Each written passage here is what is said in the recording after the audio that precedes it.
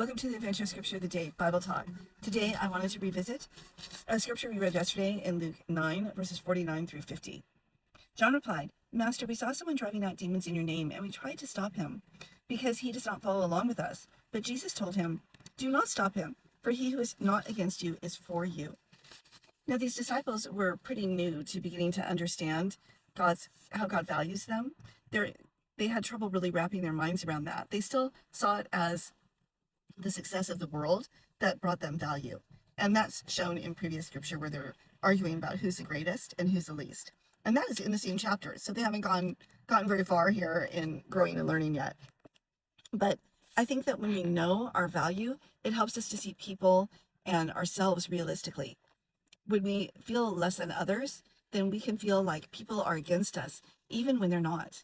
So sometimes we see bears as deer and deer as bears. We get it confused and twisted because in our lives we're used to being mistreated by some people, and so we just accept that. We accept that the bears are there and they're going to treat us badly, but we don't see them as bears. And then we see the deers, the people who want to love and care for us, we see them as the bears.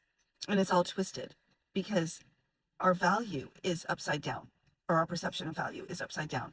And so when we get it back the right way and we begin to see things the way that God sees them and the way that God created us, then those perceptions untwist.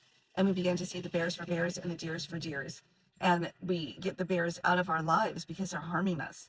And we see that God values us and does not want us harmed. And so we don't want ourselves harmed either.